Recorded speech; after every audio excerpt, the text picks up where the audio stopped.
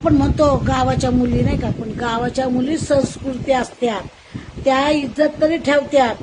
पण सिटीतल्या आव जाओ, पॅन्ट घालो टी शर्ट घालो, आव जाओ.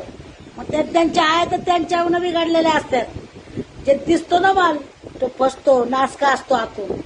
जो माल दिसतो ना वरतून चांगला क्वालिटी किंवा चांगला चमकतोय, पण आतमध्ये भंगार असतोय. कारण आई बाप क्वालिटीवाले नसतात. ते देतात, दिसण्यावर जातात. आमची मुलगी दिसाय खूप छान आहे, पण ते तर लय भंगार असतात.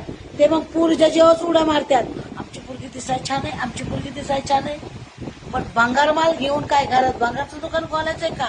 त्यामुळं गावाकडच्या पुरी बघा साध्या बोळ्या छान राहणं मस्त, आणि काम पण दाना करणार.